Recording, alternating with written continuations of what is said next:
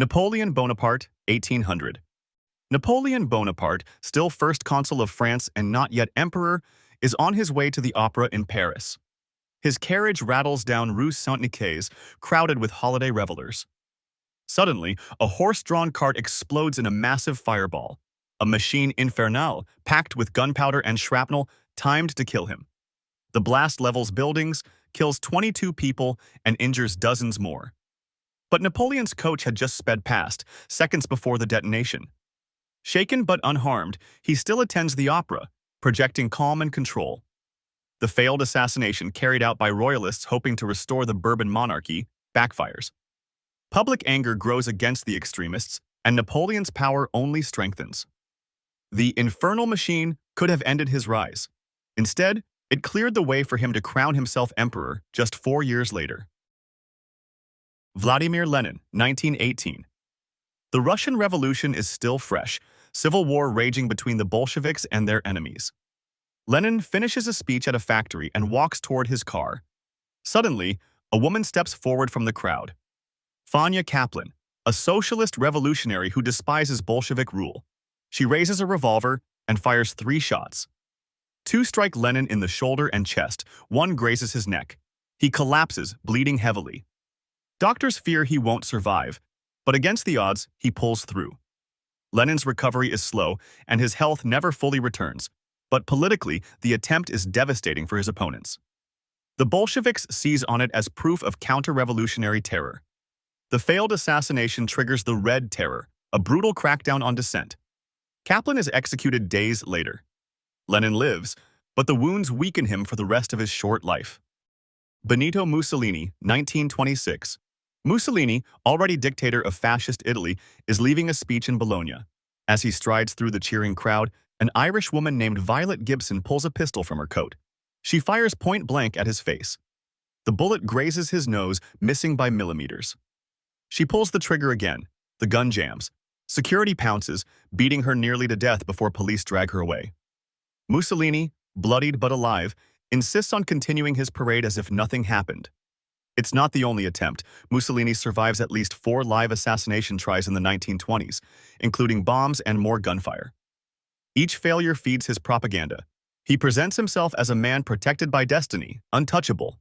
Instead of weakening him, the failed attempts only tighten his grip on Italy and help justify harsher fascist rule. Adolf Hitler, 1939. Adolf Hitler is in Munich, giving his annual speech at the Burgerbräukeller Beer Hall, the site where his Nazi movement first took shape. Outside, a German carpenter named Johann Georg Elser has been working for weeks. He's hollowed out a pillar, planted a timed bomb, and set it to explode right as Hitler is speaking. At 9:20 p.m., the bomb goes off. The blast rips through the hall, collapsing the ceiling, killing 8 and injuring dozens. But Hitler isn't there. By sheer chance, he had cut his speech short and left 13 minutes earlier to catch a train back to Berlin. Elser is captured trying to cross into Switzerland, tortured, and eventually executed in Dachau. His act could have ended the Second World War before it truly began. Instead, Hitler used the failed attempt as propaganda, claiming Providence had spared him. Ronald Reagan, 1981. President Ronald Reagan has just finished speaking at the Washington Hilton. As he exits the hotel, waving to crowds, a 25-year-old named John Hinckley Jr. raises a revolver. He fires 6 shots in less than 2 seconds. A bullet ricochets off the presidential limousine and slams into Reagan's chest, puncturing a lung and stopping less than an inch from his heart. Secret Service agents shove him inside the limo and rush to the hospital. Reagan, ever the performer, jokes to the doctors, "I hope you're all Republicans." He barely survives emergency surgery, but within weeks he's back at work. The attempt shocks the country. Hinckley's motive, a delusional obsession with actress Jodie Foster, horrifies Americans. Reagan's survival boosts his popularity, reinforcing his image as resilient and unshakable, a leader who could literally take a bullet and keep going. Queen Elizabeth II, 1981. Queen Elizabeth II is in Dunedin, New Zealand, riding in an open car as part of a public parade. On a nearby building, a 17-year-old named Christopher John Lewis takes aim with a rifle. He pulls the trigger. A loud crack echoes, but the bullet misses its mark. The Queen doesn't flinch, continuing to wave calmly to the crowd. Police quietly rush in, arresting Lewis days later. Authorities downplay the incident at the time, calling it a misfire to avoid panic, but files released years later reveal it was a genuine assassination attempt. Lewis admitted he wanted to kill the queen, and though he was unstable, he remained obsessed with her for years. The monarchy had stared down danger before, but this brush with death showed even the most protected figure on earth could be within reach of a lone gunman. Margaret Thatcher, 1984. The Conservative Party conference is underway in Brighton, England. Prime Minister Margaret Thatcher is working late in her hotel suite when, at 2:54 a.m., the building erupts in a massive explosion. The IRA has planted a time bomb in the Grand Hotel, targeting Thatcher and her cabinet. The blast tears through 5 floors, killing 5 people and injuring dozens more. Thatcher emerges shaken but unharmed, narrowly escaping death. Her bathroom, where she had been minutes earlier, is destroyed. Just hours later, she walks on stage to deliver her conference speech as planned, declaring that democracy will never bow to terrorism. The assassination attempt fails, but the devastation is real. The IRA makes clear that no British leader is beyond their reach, yet Thatcher's survival hardens her resolve and strengthens her political standing at home. George W. Bush, 2005.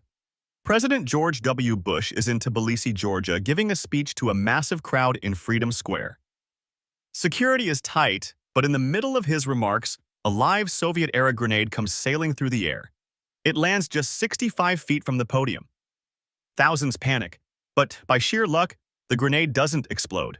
Its safety pin had snagged on a handkerchief wrapped around it. Bush, unaware of how close he came to death, finishes his speech to cheers. The would-be assassin, a Georgian man named Vladimir Arutunian, flees the scene but is captured weeks later after a violent standoff in which he kills a police officer. Investigators say he hated both the U.S. and Georgia's pro-Western government. Had that grenade detonated, it could have killed Bush and dozens around him, changing world politics at the height of the Iraq War.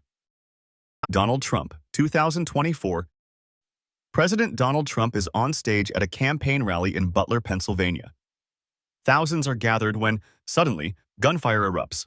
A bullet grazes Trump's right ear, leaving his face streaked with blood. Secret Service agents swarm shouting as they drag him down behind the podium. In the chaos, attendees tackle each other, not knowing where the shots are coming from. Within seconds, agents identify a rooftop gunman 150 yards away and neutralize him.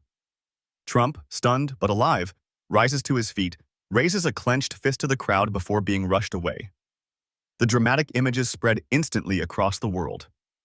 The attempt leaves one rallygoer dead and others injured, and it sends shockwaves through an already divided America.